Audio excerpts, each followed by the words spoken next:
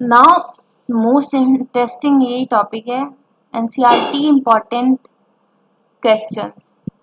अभी एनसीईआरटी से रिलेटेड सारे क्वेश्चंस है यहाँ पे, तो एक एक क्वेश्चंस को हम डील करेंगे।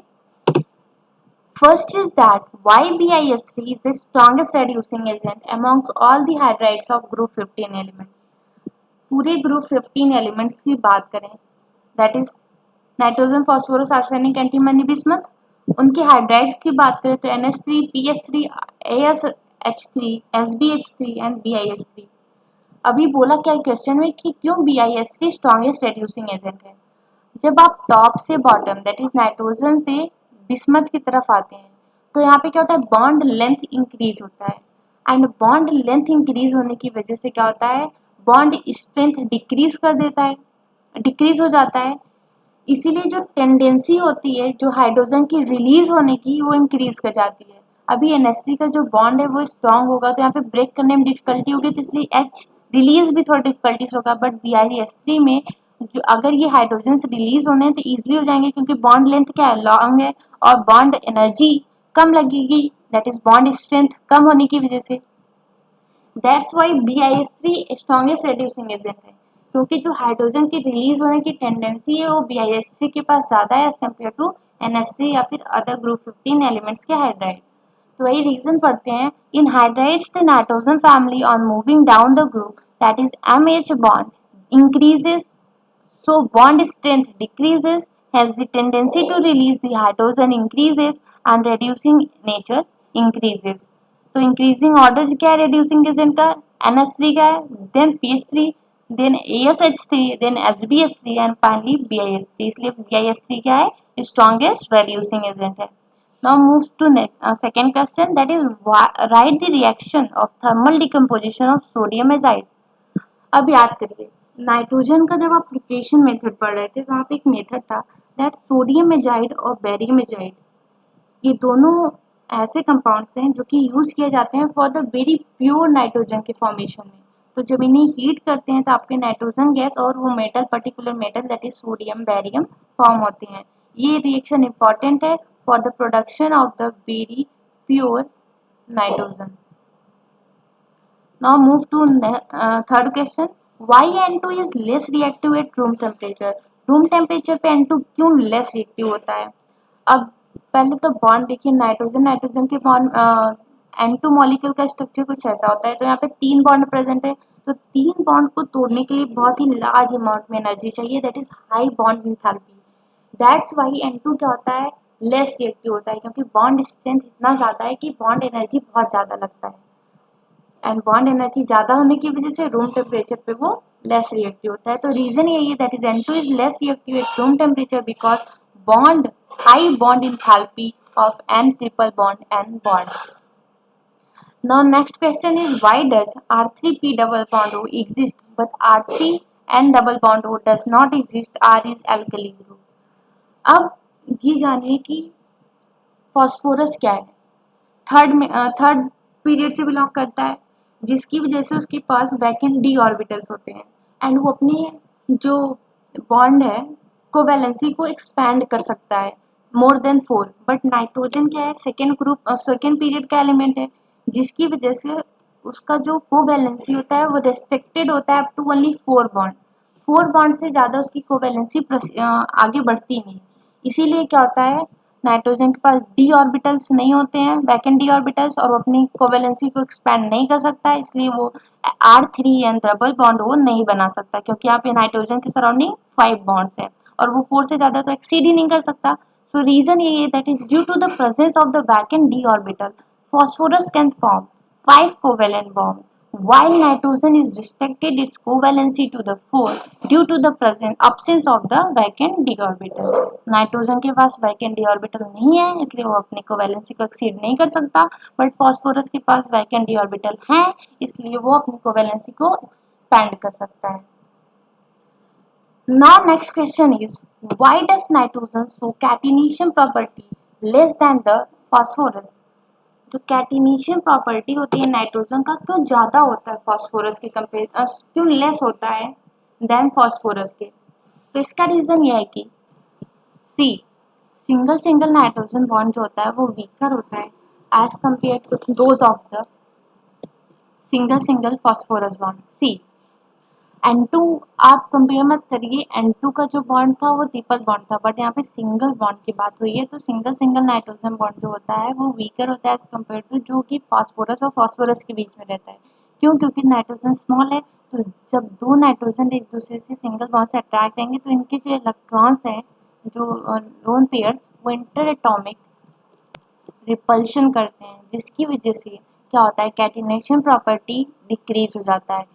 इंटरएटॉमिक रिपल्सन किसके बीच में रहा है? तो जो non bonding electron that is lone pairs जो इसके अराउंड बचे होंगे, यहाँ पे एक कंट्रीब्यूट किया, दैट में सभी यहाँ पर दो लोन पेयर होंगे, तो दो दो जो लोन पेयर बचे हैं ये इंटरएटॉमिक रिपल्शन होगा इनके बीच में, जिसकी वजह से जो नाइट्रोजन नाइट्रोजन सिंगल बॉन्ड होता है वो वीकर होता है as compare to phosphorus phosphorus single bond. Now next question is mention the condition required to maximize the yield of the ammonia। वो कौन सी कंडीशन है जो कि अमोनिया के प्रोडक्शन को इंक्रीज करते हैं उनके रिएक्शन में? तो इन अकॉर्डेंस आप पहले अमोनिया प्रिपेयर कैसे होता है, हैबर प्रोसेस से, that is N2 plus H2 gives ammonia. बात करते हैं बैलेंसिंग का, तो ये बैलेंस हो गया रिएक्शन। यहाँ पे कंडीशन क्या होता है, 200 atm प्रेशर होता है और टेम्परेचर अप्रॉक्सीमेटली 700 केल्विन होता है। दैट मीन्स हाई प्रेशर की रिक्वायरमेंट है, दैट आप जितना ज़्यादा प्रेशर इंक्रीज करेंगे लीस्ट कैटलिस्ट प्रेशर के अकॉर्डिंग उतना ज़्यादा अमोनिया बनेगा, और जितना टेम्परेचर कम रहना चाहिए। आप बुक पढ़ेंगे तो लो टेम्परेचर दिया है, बट उतना भी लो नहीं कि उसका रिएक्शन ही प्रोसीड ना हो, इसलिए यहाँ पे 700 केल्विन तो रिक्वायर होता है, जो कि ऑप्टिमल टेम्परेचर होता है हैबर प्रोसेस के लिए। तो आपने कौन कौन से कंडीशन देखे, high pressure and temperature is about 700 kelvin. In accordance with the Lee Chatelier principle, high pressure would favor the formation of ammonia. The optimum condition for the production of ammonia are the pressure of 200 atm, that is 200 into 10 to the power 5 Pascal, and the temperature of 700 Kelvin.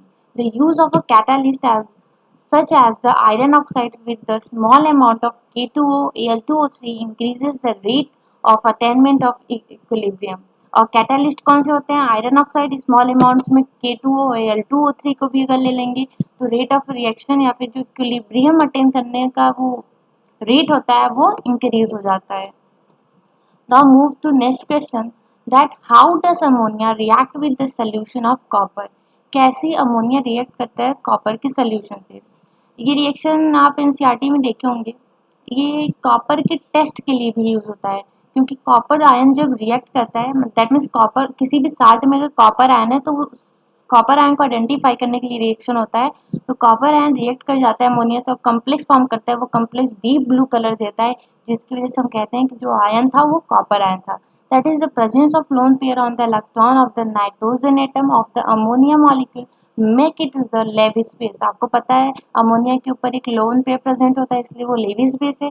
ये lone pair क्या करता है, donate करता है अपना electron copper two plus ion को, form करता है linkage with the metal ion and the formation of the complex compound, find the application in detection of the copper। And इससे क्या होता है, लिंकेज की वजह से कम्प्लेक्स कंपाउंड बनता है, ये कम्प्लेक्स कंपाउंड ये यूज होता है for the detection of the copper ion. Next question है illustration of the how copper ion can give different product on reaction with HNO3। अभी आपने देखा कि डिफरेंट कंडीशंस पे क्या हो रहा था, अगर नाइट्रिक एसिड कॉन्सेंट्रेटेड है या फिर वीक है उस हिसाब से रिएक्शन का जो प्रोडक्ट था वो चेंज हो रहा था। अभी कॉपर होता क्या है, इसका जो एसआरपी होता है वो पॉजिटिव होता है, पॉजिटिव एसआरपी होने के कारण कॉपर डाइल्यूट HNO3 से जब रिएक्ट करता है तो NO फॉर्म करता है, कंसंट्रेटेड से जब रिएक्ट करता है तो NO2 फॉर्म करता है। बाकी सारे प्रोडक्ट सेम हो गए, उसमें भी मेटल नाइट्रेट बन रहा है, दैट इज कॉपर नाइट्रेट, और वाटर इसमें भी रिलीज हो रहा है एंड उसमें भी रिलीज हो रहा था। तो अभी आपने ये पीछे पढ़ा, ये आप एकदम सेम रिएक्शन वही को क्वेश्चन फॉर्म में पूछा गया है, और एनसीईआरटी में कॉपर जिंक वाला दो ही रिएक्शन दिया है, तो वहीं से मेजरली क्वेश्चन आते हैं and it is one of the example of that. Next question है, why is nitrogen dioxide paramagnetic in gaseous state but the solid obtained on cooling it is diamagnetic। क्यों nitrogen that is NO2 जो होता है nitrogen dioxide ये paramagnetic होता है gases state में, but यही अगर सॉलिड स्टेट में क्या होता है, that is gases state, solid state में वो डायमैग्नेटिक हो जाता है। ऐसा क्यों? क्योंकि NO2 के पास होते हैं ऑड इलेक्ट्रॉन मॉलिक्यूल जो उसको प्रोवाइड करते हैं पैरामैग्नेटिक बिहेवियर। जब उसको आप कंडेंस्ड करते हैं या फिर कूल करते हैं सॉलिड फॉर्म में, वो कन्वर्ट हो जाता है N2O4 में। एंड यहाँ इवन इलेक्ट्रॉन्स होते हैं या फिर इनका कॉन्फ़िगरेशन जब किया जाएगा तो यहाँ पे कोई भी सिंगल ऑक्यूपाइड नहीं होंगे, इसीलिए डायमैग्नेटिक होते हैं। एंड यही रीजन है दैट इज ये कन्वर्ट हो जाता है N2O4 में जब कूल किया जाता है एंड वो डायमैग्नेटिक होता है। NO2 is an odd electron molecule in the valence shell. On cooling, it forms dimers and converted into the stable N2O4, which is the colorless solid and diamagnetic in nature. आपने क्या देखा कि NO2 जो कि odd molecule है, इसके valence shells में एक इलेक्ट्रॉन होता है। इस वजह से तो कूल करने पे क्या होता है, डाइमर फॉर्म कर लेता है दैट इज N2O4 एंड ये कलरलेस सॉलिड और डायमैग्नेटिक होता है। मेन रीजन ये हुआ कि due to the conversion of NO2 into the N2O4. Now next question is that why ammonia gas cannot rise by passing P2O5, CaCl2 and H2SO4.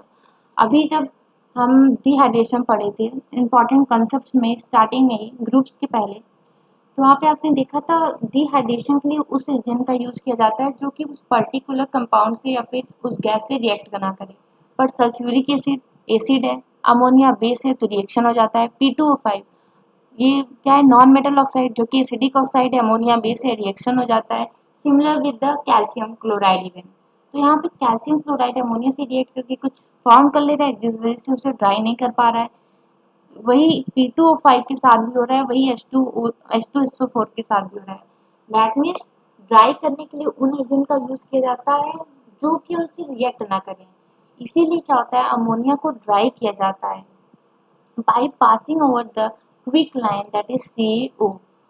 अब CaO जब ammonia से पास किया जाता है तो अमोनिया का जो वाटर मॉलिक्यूल जो उसमें प्रेजेंट होता है वो CaO से रिएक्ट करके कैल्शियम हाइड्रोक्साइड बना लेते हैं और आपका अमोनिया बचा रह जाता है। Ammonia oxide sorry calcium oxide क्या है, बेसिक ऑक्साइड है, अमोनिया भी बेस है, इसलिए रिएक्शन यहाँ पे नहीं हो रहा है। इसीलिए हम quick lime that is CaO को यूज करते हैं for the drying of the ammonia. Next question है why inert an atmosphere of CO2 is taken for the formation of phosphine by the reaction of a white phosphorus with concentrated NaOH solution। क्यों CO2 that is inert atmosphere का use किया जाता है PS3 के formation में? जब हम white phosphorus का रिएक्शन कराते हैं NaOH से तो वहाँ पे आपका फॉर्म होता है PS3।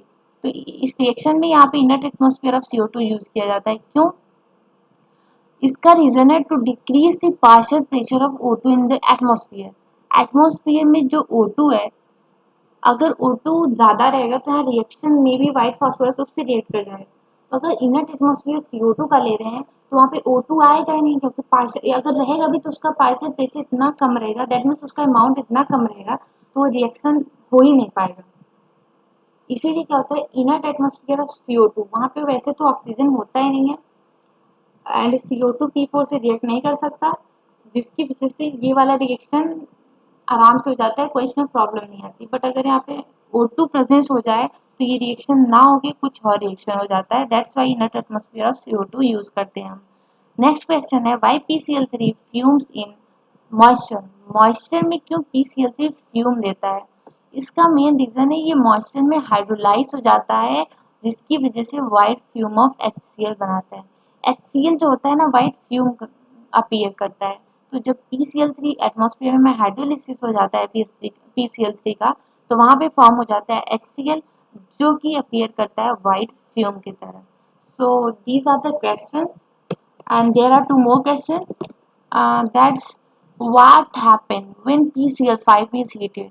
अभी आपने देखा था अगर उसको हम स्लाइटली हीट कर रहे हैं तो वो तो सब्लाइम कर जाता है, बट अगर स्ट्रांगली हीट करेंगे तो वो डिकम्पोज हो जाता है PCl3 और Cl2 में। नेक्स्ट क्वेश्चन है can PCl5 act as an oxidizing as well as reducing agent? Justify। See, PCl5 can act as oxidizing as well reducing agent due to the oxidizing nature of P5 and reducing nature of chloride। PCl5 oxidising और reducing agent दोनों की तरह act कर सकता है। क्यों? क्योंकि यहाँ पे जो P+5 आयन है और Cl- है, ये तो ऑक्सीडाइजिंग नेचर का होता है, ये रेड्यूसिंग नेचर का होता है। मतलब ये जिससे आप रिएक्ट कराएंगे तो उस केस में ये आपका ऑक्सीडाइजिंग एजेंट की तरफ भी रिएक्ट कर सकता है, ये आपका रेड्यूसिंग एजेंट। मतलब प्रोबेबिलिटी है कि PCl5 ऑक्सीडाइजिंग एजेंट और रेड्यूसिंग एजेंट दोनों की तरह रिएक्ट करे, क्योंकि इनकी जो कंपोनेंट्स है उसमें से एक ऑक्सीडाइजिंग एजेंट है, एक रेड्यूसिंग एजेंट है। So these are the questions which are given in NCERT and text questions, and these questions are important. कभी कभी क्या होता है डायरेक्टली NCERT से क्वेश्चन जो इंडेक्स में रहते हैं उसी से क्वेश्चन पूछ लिया जाता है, तो ये प्लस पॉइंट होगा अगर इन्हें आप पढ़े रहेंगे। वैसे ये आपके कॉन्सेप्ट्स को रिवाइज करवा देते हैं, तो NCERT पढ़ते वक्त इंटेक्स क्वेश्चंस को भी सॉल्व करें। अभी आप PYQ सॉल्व करेंगे तो वहाँ पे एक डायरेक्ट क्वेश्चन है, that is which 3D that is transition metal shows only one oxidation state, तो वहाँ पे स्कैंडियम आंसर है एंड एकदम सिमिलर क्वेश्चन आपकी NCERT में दिया है। सोचिए अगर जिस बच्चे ने उसको अच्छे से पढ़ा होगा तो वो वहाँ पे एग्जाम के टाइम पे उसका टाइम सेव हुआ होगा। तो ये छोटे छोटे जो टाइम्स होते हैं जिन्हें आप सेव कर सकते हैं उन्हें सेव करिए एग्जाम में, क्योंकि एग्जाम में मोस्टली क्या होता है आते ही तो क्वेश्चंस आते ही रहते हैं सारे के सारे ही मोस्टली, बट टाइम की कमी हो जाती है मोस्ट ऑफ द केसेस में। तो इसलिए क्या होता है आप NCERT के इंडेक्स क्वेश्चंस को पढ़िए, जिससे क्या होगा आपके कंसेप्ट भी रिवाइज होंगे, अगर क्वेश्चंस डायरेक्टली आते हैं तो वहाँ पे आपके टाइम भी सेव होंगे। So these are the questions of the nitrogen family.